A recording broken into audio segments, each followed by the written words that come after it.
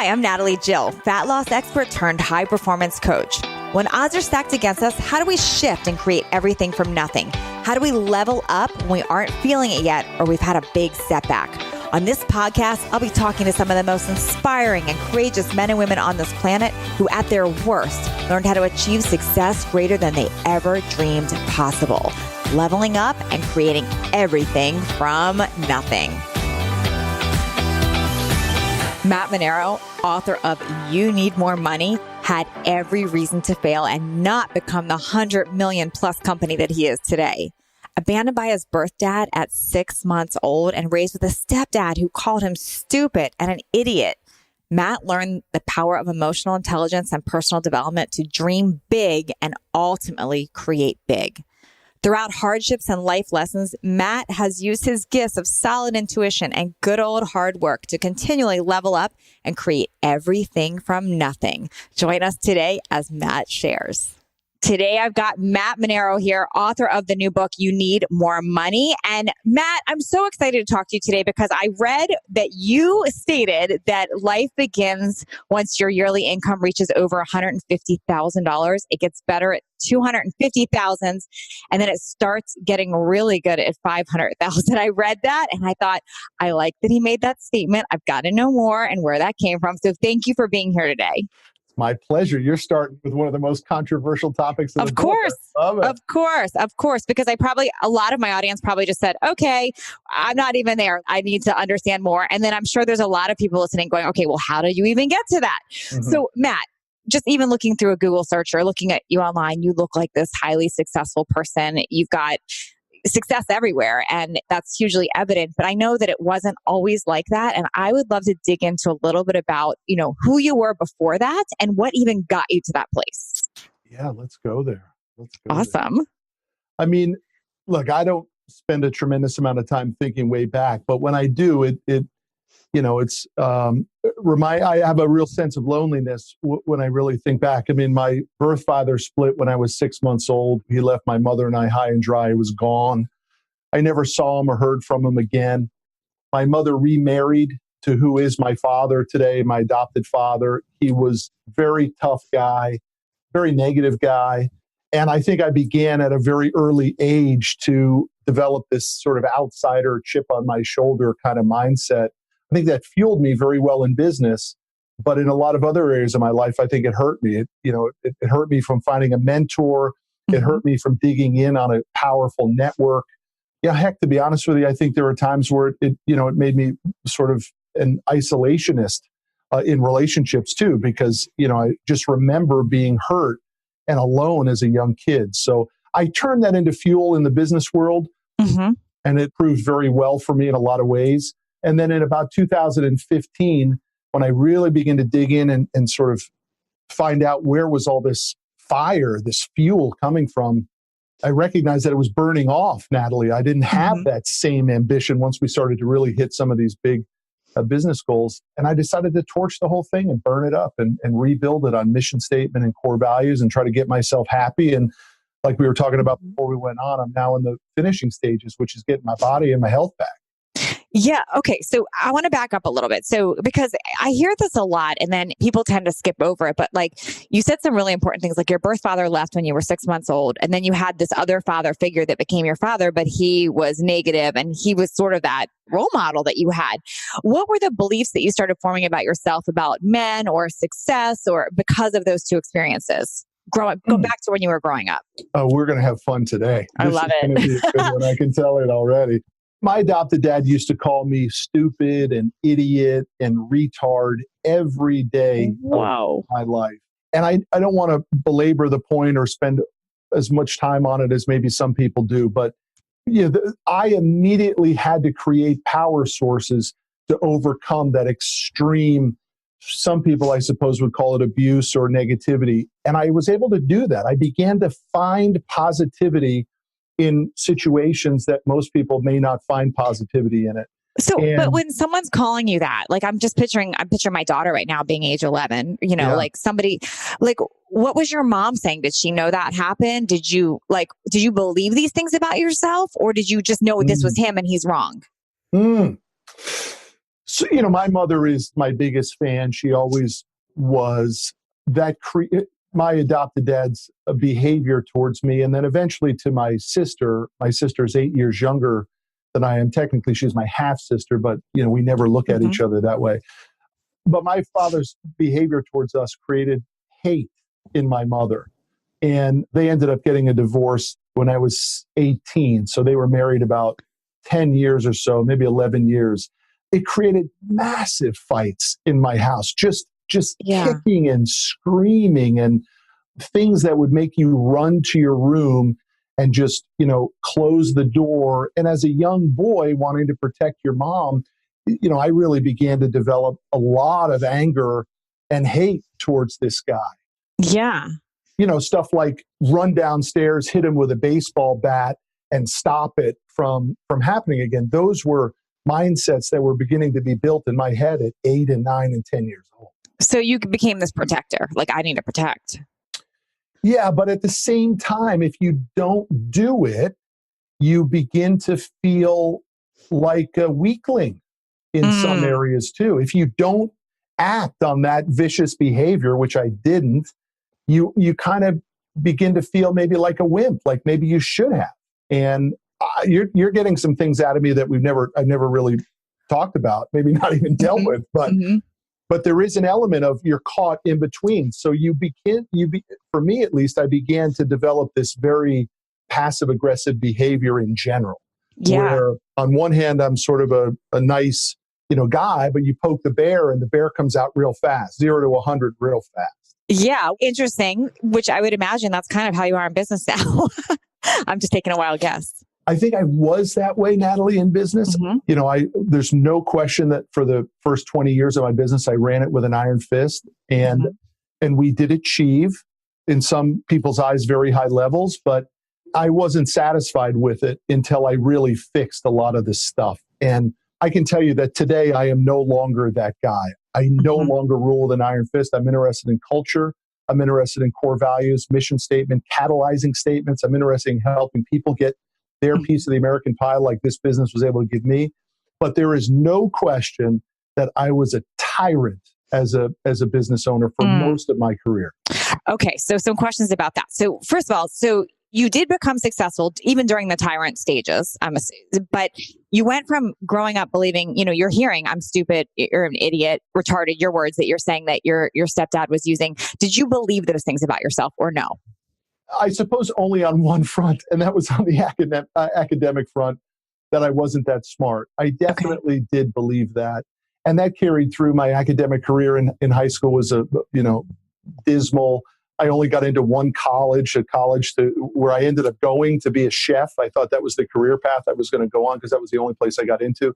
So there's no question that I definitely, from an intelligence standpoint, thought that I wasn't academically smart, but I did know that I was emotionally very intelligent because of those experiences. I knew I could read people, and it's one of my superpowers, I think, today. I hope that doesn't come across as no, I love it. It makes sense. Yeah. I'm very, very, very good at reading people very quickly. And there are times where I think I actually know more about the person than the person knows about them because I can just quickly see into their pain points. You know who Grant Cardone is? Yes. So Cardone and I are good buddies. And I think one of the reasons that we're good buddies is because I might be one of the only people who just sees this hurt 10-year-old kid. Yeah. Every time we're together. I don't see a guy with a big jet and all that sort of stuff. I just see a guy scrapping and fighting to be something. And I can totally relate to that. And I love that you just said that because, that's really actually cool because there are a lot of people that are successful. They are intuitive like that because it really is a people thing. It's about reading people and understanding, and you had to learn that early. And I love that. And everybody really is that young 10-year-old kid, and somehow along the way we were trained to become something else. So I love that. So you knew deep down that you were destined for something more, obviously. So talk to me about phase one, the tyrant years. Like, how did you end up creating what you created then? And then what was the switch when you switched your leadership style? Yeah, I don't know that was even phase one. That may have been phase two or phase three. I was always working as a kid. I was always an entrepreneurial kid, shoveling snow and mowing lawns, walking dogs. I always knew that, I knew how to make money. I always had confidence in myself in that regard. And then after college, I never went into the chef world. I did go into the hotel business for a little while. I didn't like it. I moved out to California. I rode a bicycle from the Golden Gate Bridge all the way down to Mexico, all the way down the Pacific Coast Highway. That was fun.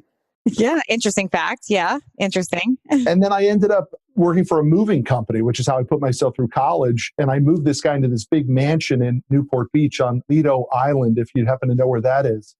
And the guy took a liking to me. And he's like, "What are you doing moving boxes?" And I'm like, "I don't know what I'm doing moving boxes." I'm like trying to figure it all out. And he's like, "You got to go meet my son-in-law. He runs a equipment finance business." And I did. And the guy hired me on the spot. And that's how I learned this business that I ended up building for myself 23 years later. So, I guess the tyrant ways, in all frankness, was me burning off this jet fuel that I had, this pain.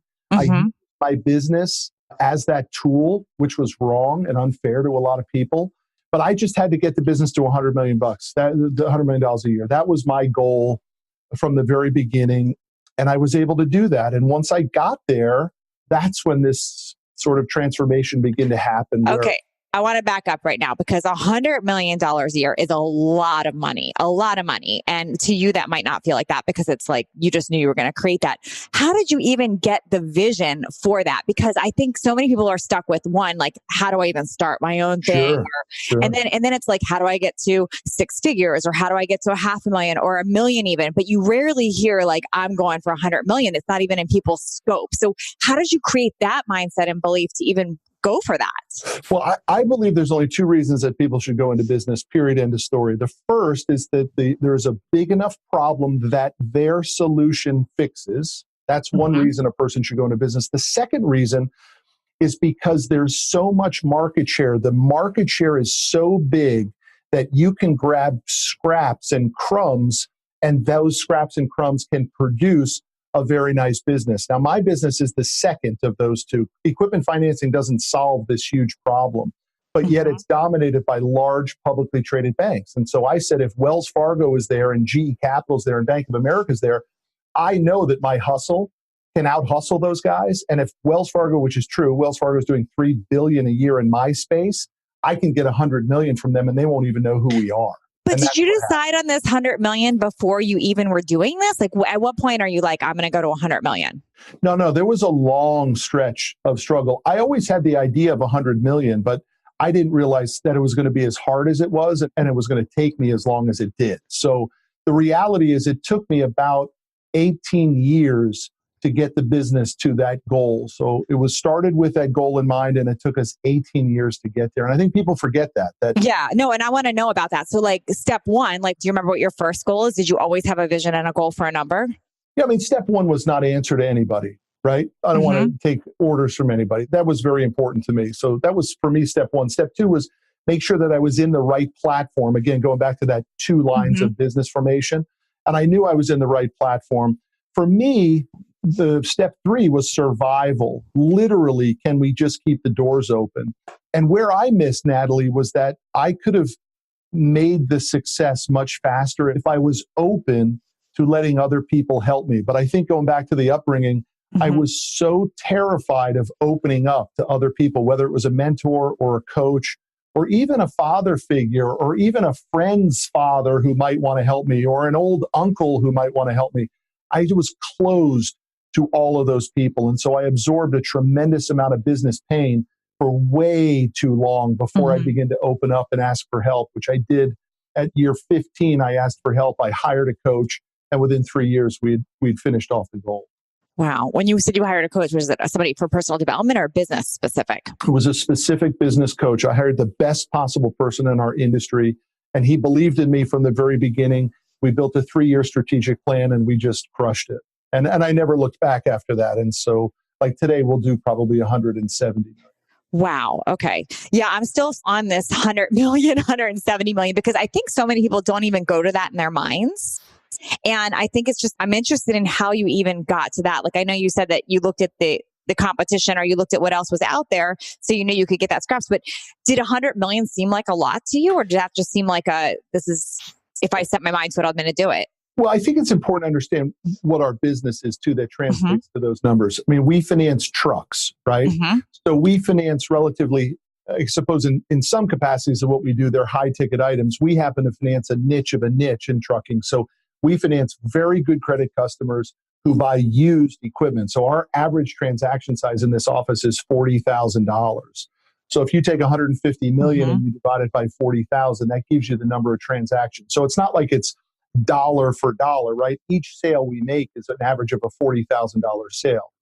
But it's still thousands of deals getting done per year. Yeah.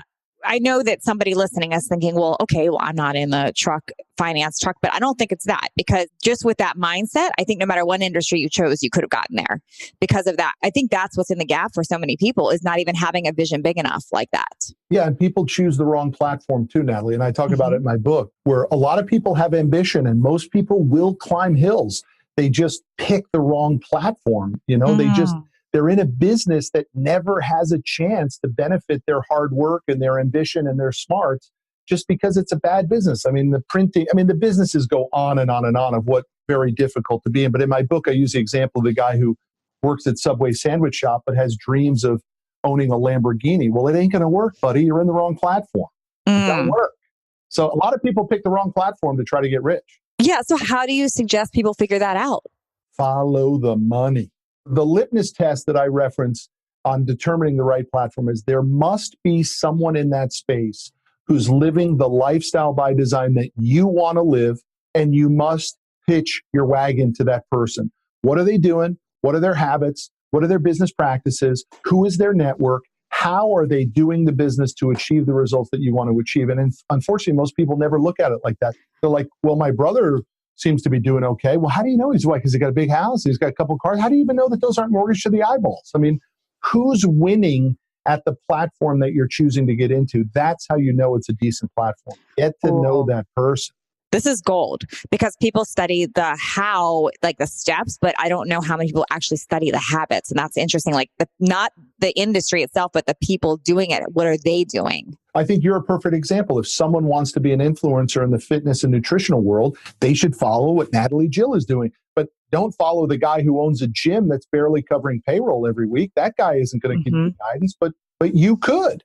So, and we also follow people that aren't in a similar business. A lot of people follow, motivation guys. Well, that's great, but that motivation is for their niche and their platform. Who's that person in your space? That's the person we need to hitch the wagon to. I love that. Okay, so I want to back up to that quote. So you said life begins once yearly income reaches 150. Can you talk more? I know that is controversial, but I'm curious where that came from. Why did you decide that number is where it begins? So, my book is my story of the tragedy we went through with my brother-in-law. My wife's only brother got sick at 46 years old, and he was diagnosed with stage 4 cancer by going to the doctor. We just thought he was sick. He was going to the doctor to get a shot, and he ended up in the emergency room with stage 4 cancer. And for those of you that don't know, stage 4 is that's like the end of the rope right there with that. There's not a lot of opportunities at stage 4. So we were rattled. I mean, my wife was just insanely crazy in love with her only brother, and I was too. And so it was a shocking thing. But what added insult to injury was we quickly found out that he had no health insurance, no life insurance, and $100 in the bank. Oh my gosh. And so when I began to write this story to sort of cleanse our family about it, I began to research and realize, well, it wasn't just John's story. This is like an epidemic. You know how many people in America are so underprepared for surprises? And so I began, as I began to write the book, I said, I'm just going to go ahead and write my version of how I got more money and why I needed it. And those milestones that you referenced, the 150, 250, and 500, are my personal milestones that I went through that said, well, wait a minute. 50 grand didn't help me at all. 150, I started to have a little breathing room. 250, I began to say wow, I actually got something here. I think I could really scale this thing. And at 500 grand a year, I began to say, all right, this is like pretty good living now. Yeah. And so I just wrote about it in the book. By the way, the publisher made me take those 3 things out. They said it would alienate the American public. That criteria you and I are talking about is not in my book. The publisher made me take it out. Yeah. And I understand that, but I also understand, and for those, if anyone is listening, like offended by that, I just want to share that I'm a fan of leveling people up versus leveling down to make people unoffended. So I'm all for people from wherever they are reaching bigger and going for goals. So maybe 150,000 feels like this intimidating number to you if you're listening, but at the same time, why not? Like you just said, you came from a place where you were raised by your biological dad left when you were 6 months old. You had a stepdad calling you a retard, an idiot, it's stupid, all these things. And you still created a vision to make a business achieve over $100 million a year. And you did it. You went well over it. So having a vision and ambition and going for it is absolutely the way to get things done. So I'm a fan that you have that. And I don't like that your publisher took it out because I think it's very encouraging that people can reach for a vision and a dream. Well, people just need to run some math too, Natalie. I mean, if you're living in California, if someone's living in California or New York City or LA or Miami, you can just run the math backwards. At 150 grand a year after you take taxes in California, you have federal and state. So that's about a 50% hit. You're left with $7,500. If you 75,000, if you divide that by 12, you're left with $6,000 a month. Mm-hmm. Well, put a car, put a house. I mean, before you know it, you're broke. So 150 is the real number. Here's something that is in the book that's fascinating, and people don't realize this. When I graduated college in 1991, to be in the top 1% of earners, you need to make $100,000 a year. Take a guess what that number is today to be in the top 1%. I don't even know. What? It's 384,000. Wow. So people need to understand that the money has moved. And a lot of people are still chasing these old numbers of like 75, 100 grand is good money. Well, show me where it's good money, because it ain't even good money in Omaha, Nebraska. So speak into that for a moment before we keep going on. Like if somebody is listening, what would you tell somebody, whether maybe it's a family member or a friend or somebody you meet that is struggling and is at the $50,000 a year mark? Like what would you tell them on what something they should do right now to start leveling up and dreaming bigger? What would you tell them? I give the roadmap in the book too. The first thing everybody needs to do is understand their value proposition. If you're making $50,000 a year, something is wrong. It could be age. So maybe we're young and we're just getting started. Big thumbs up. That's awesome. Probably if you're 21 and you're making 50 grand, super thumbs up, right? That's awesome. But if you're in your 30s and you're making that, you're doing something wrong. You're not bringing value to the organization. You're not skilling up. You're not training yourself. You're not working on your mindset, because any company would reward someone with larger than that amount of salary if they're bringing real value. So take a look at yourself in the mirror and say, am I really giving it 110%? Am I bringing the company value that is deserving of more money? And once we move in that direction, we will then have the guts to ask for it. Yeah, I like that too. And I also want to point out, one of the first things I have people do with fat loss is get on the scale, and they never want to. It's like, I don't want to face the music, but it is that facing the music and the reality that helps them get to that next level. So I like what you just shared there, because that's reality. So if you are making a lot less than the medium and you're not happy, it's time to maybe look at that and consider that something's wrong, just like you said. Yeah, I appreciate you saying that. I mean, I'm very empathetic to people on their income. I'm not judgmental about it at all.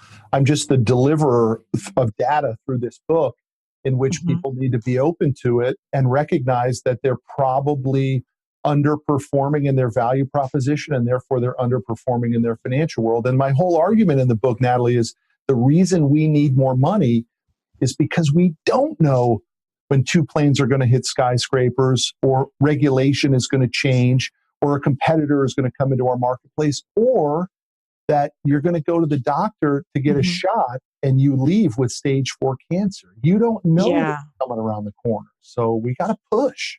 It's about being prepared and always knowing. Have you had failures along the way in business? And I'd love to know, like, maybe what the biggest one was that you had and what you took from that.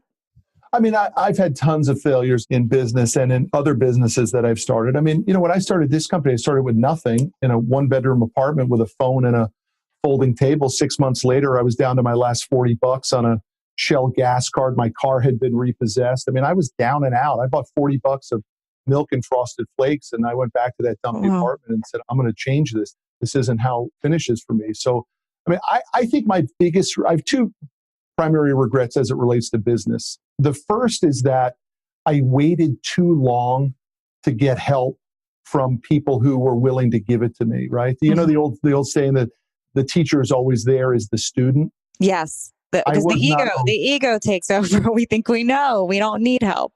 I think for me, it was self-esteem rather than ego. I think I was Mm. just so afraid that the next father figure was going to treat me like that. And I had my fill of it. You don't need two people in your life doing that to you. No, One is enough. no, absolutely not. So I think that kept me. The second thing is that I let the business overcome my health, right? The long hours, the work, I lost all focus on balance as it relates to health. And I ended up putting on way too much weight. And just now am I getting legit of getting serious about getting it off. Mm-hmm. What would you tell that person that was sitting there, you said with the $40 in the bank, that was really wanted to change? Like, knowing now what you know, what would you tell that person? Yeah, I would tell that person to spend a lot more time skilling up and getting great at something. For me, it was, I found motivation in tapes. I found motivation in books. I used to go to this place called Half Price Books here in Dallas, and I would walk to the clearance rack all the way in the back, and I would buy Tony Robbins' Personal Power for 99 cents, the entire 20, 30 video set. And amazingly, Natalie, when I would open it and put it in my cassette deck, like the previous owner would have only listened to like half of the first tape. Wow. No one ever got through the tape sessions, and I would listen to them incessantly. That's where I got my mentors, through books and tapes. I would tell people to really spend time in mindset development, positive mental attitudes, skill development, and then find a platform that you have an innate ability and that through your work ethic will produce a reasonable result for the effort that you're going to put in. The problem with most people is, like I said earlier, we want to climb hills, but we end up looking back saying, I should have climbed a bigger hill. That hill was too low. I was capable of so much more. Mm-hmm. Yeah, that's pretty powerful. I look at it in my doggone business. I'm like, why didn't we get to 500 million faster? I mean, I'm not even content with where we are now. I'm saying, my gosh, we should have been here 10 years early. Yeah, I'm so fascinated with this when I do interview people in these levels of the 100 million and higher, or the 500 million or even higher. Like, this vision that they had for that, when I think so many people, that is exactly what's in their gap, is they don't dream big enough. So they don't even attempt that hill that's high. So, because that is a ginormous vision that people don't even ever believe. They put their own self-imposed stop, but they can't even go for that. I think it's reasonable, but I'm a competitive guy, and I've always looked at somebody else and said, well, how does that guy have it and I don't? What is that guy doing that I'm not doing? Why is he or she more successful than I am? I think I've purged that mindset now. I think I'm through that now, but certainly it was a huge motivation for me. I just wish I had the guts and the self-esteem to ask that person early on, hey, what did you do? Right? Can you walk me through it? Instead, I would just almost be jealous of that person. And that's the key right there. What you just said is that people want to have hate or jealousy or opinions, but they don't actually ask for help. And you did. You're like, I want to know what they did. Yeah. I never really was against other people's success. I've always actually been happy for other people's success. I was just mad that I wasn't getting my piece and they were, And that I used it as fuel, and it motivated me for a long time. I'm out of that phase now as I come closer to 50. I'm looking at, how do I help more people? How do I help people with exactly what we're talking about here today? Yeah. How do I get them through this stuckness that so many people are in? Because time is not our friend. No. The only thing time is good for is compound interest. The rest of it, it kicks our butt. It kicks our butt physically. It kicks our butt financially. It kicks our butt.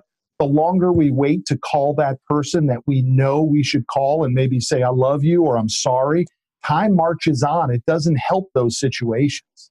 No, you're right. It doesn't. Yeah. So would you say that is life more urgent to you now that you have that realization? Like, do you take things like, I got to do it now? I think I just need to be present. I think what I focus on now is just being in the moment and enjoying it. I got 3 boys. My wife and I are married 19 years. I just want to be in the moment more because I have so much magic that's going on around me. I want to be present to take it in more. Whereas before, everything was for the next step. No matter what we just achieved, I had to get to the next step. And I'm beginning to realize that being where I am is really a key component to happiness, not really the next step. Wow, that's also powerful. Yeah, because a lot of people don't realize that till it's too late. I find a lot of people get that though. I mean, I look around, I see people very, very happy and very content.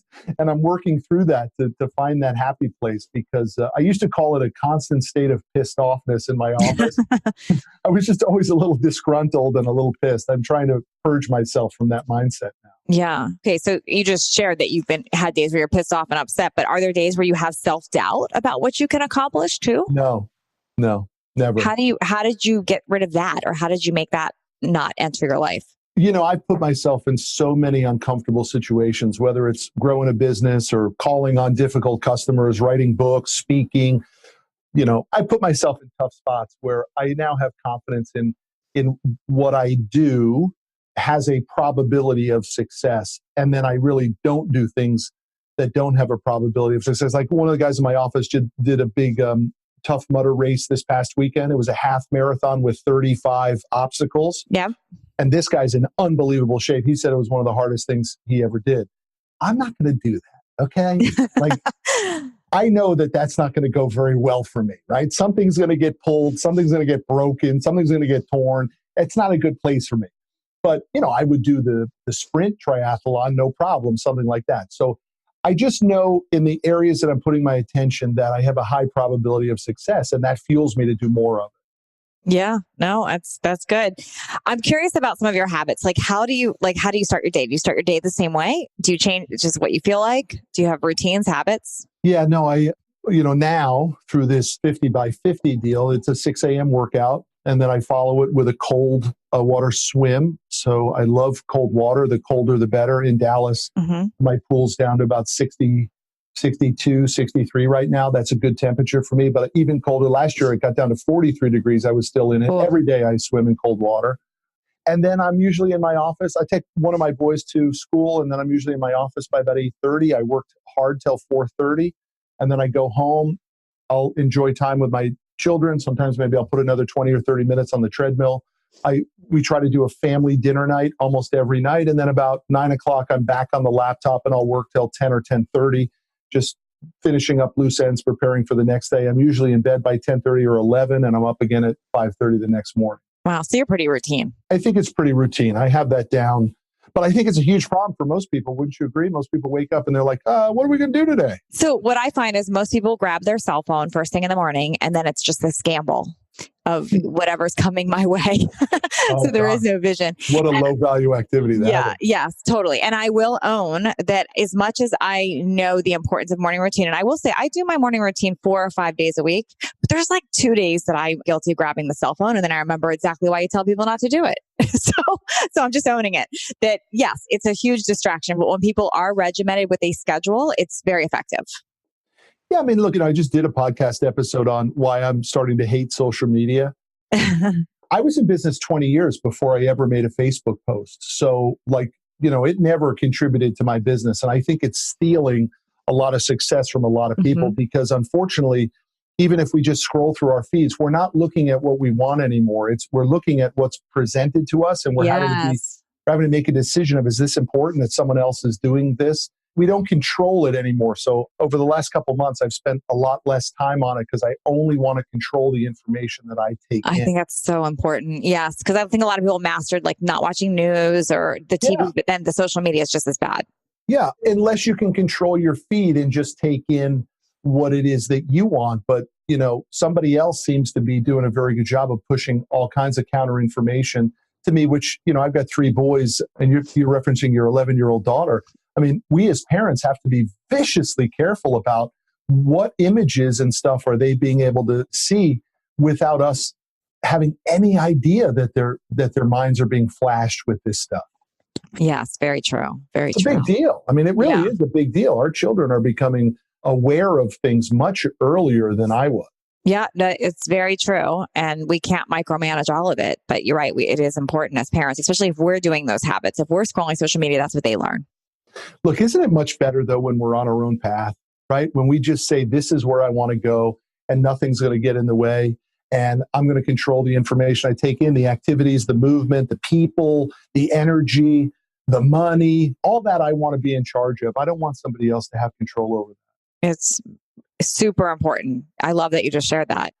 I'm curious about staying on that path of what you let in. Who do you surround yourself with? Like, what kind of people do you let in your life? Like your friends, and do you have rules around that?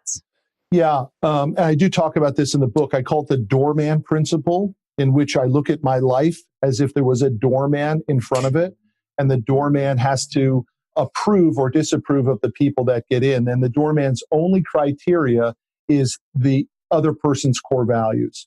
What is their alignment in life? What do they stand for? My number one core value in my life is to be a better father to my three boys than my father was to me. That is an initial impact. I don't hang out with alcoholics. I don't hang out with drug addicts.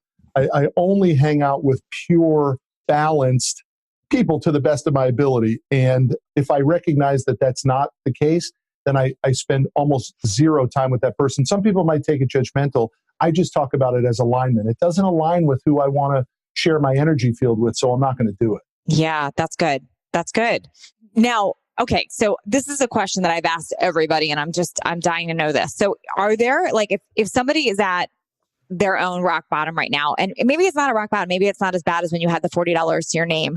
Maybe it's just, a business failure, or their marriage fell apart, or something has shifted in their life. I would love to know, like, what would, from your perspective and all the success you've created and what you've written and what you know, is there some advice, some 3 pieces of advice that you would give them to be able to shift out of that? Boy, I would say that this may be different than other people have told you. I would tell that person to absolutely embrace that moment, because, if you really do have ambition and gumption and backbone, you will pull yourself out of that, and you'll look back on it just like I look back on mine of the $40. And I know, you had a rock bottom moment as well.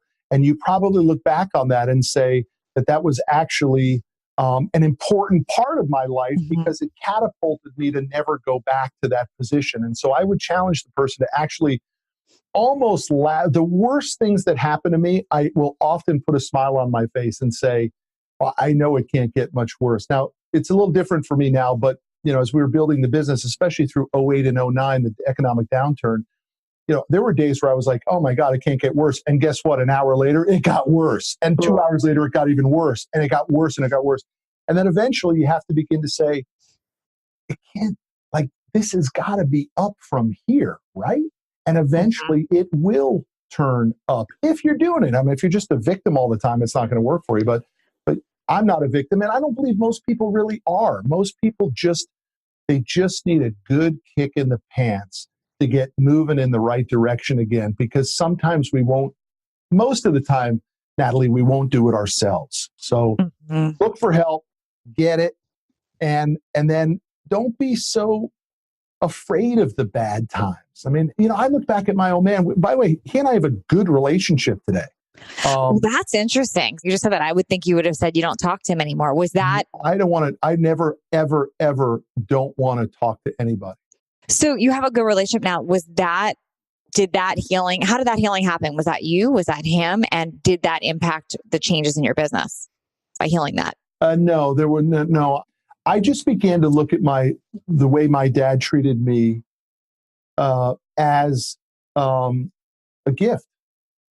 It made me very thick-skinned. And in business, especially at the scale that we're at, it's not nice. We're playing in deep waters now, and people are ruthless. And I have a very thick skin when it comes to business. And I look at that. A lot of my success I actually attribute to my upbringing, because I learned very early on that people who should love you and treat you with kid gloves don't. And that's a very powerful point for me too, because when you realize that, and you can give someone that hand up, or you can tell them that you believe in them, God, you never know what that simple statement might do to that person. It might be the moment where they catapult out of the bottom and get back on track. Wow. And that is some serious personal development, by the way, that you said you were able to recognize that as a gift. So I acknowledge you for taking that on and learning that, because I think a lot of people do walk around as victims of life versus looking at things happening for them. They look at them as happening to them. So I acknowledge you for even being able to shift and view that. And I believe that it has a lot to do with your success. Thank you for saying that. What would you say when you look back? on that low point for you, Natalie? And I've had other than that one rock bottom. I've had several points in my life, and I would 100% agree with you. And also interviewing the amount of people that I've interviewed, knowing that there always is a gift, and it does take not being a victim of it and not enrolling other people in your victim story, because that's the other thing is when I always said in fat loss, and some people don't want to work with me because of it. And that's fine. I get it. But when someone wants to give me their excuse or their victim story, I won't add fuel to that, because me adding fuel or validating a victim or excuse story does not help people get better. It just doesn't.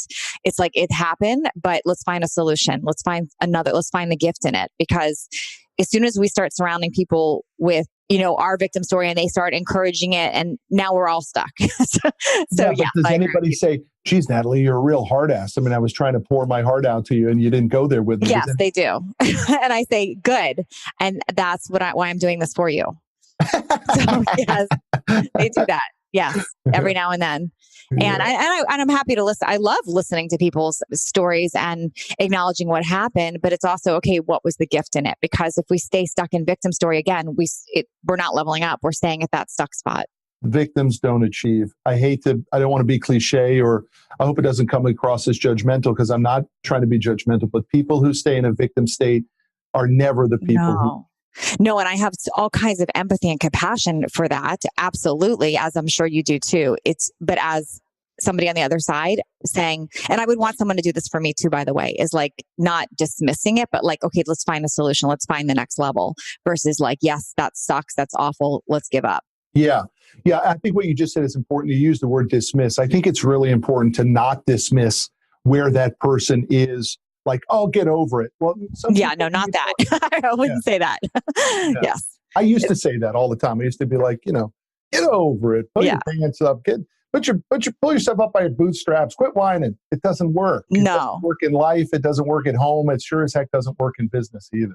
No, but there's the and. Like, this is it. And now that stinks that happened. What's the gift? Yeah. Mm-hmm. Well, this is awesome. Where can people find you? Where can they get your book? Where can they learn more? Thank you. The book is You Need More Money. It's on Amazon. I read the book on Audible too. The publisher was Penguin, so anybody can get it on Amazon. Amazing. And then it's Matt Manero on all social media platforms. Although he's not on social media all the time, as he said. Well, we still push out a lot of content. Put the good stuff out there, but definitely get his book. Lots of good lessons in there. And thank you, Matt. Natalie, thank you for pushing me on some of these topics. I enjoyed it. I know you used the word clear. I don't know whether we cleared a little bit or we just talked about it. I appreciate it. I feel a lot better. I love it. To you. I really do. Thank you. Thanks for leveling up with us today. Please share this episode if you found it helpful so others can join in. And don't forget to hit that subscribe so you don't miss out on future shows. And if you would leave me a 5-star review, I appreciate those so much. I read all of them, and it's how I know that I'm giving you information that you find valuable. And come interact with me over on Instagram at Natalie Jill Fit. I read all the direct messages and comments over there. Make it a great day, creating everything from nothing.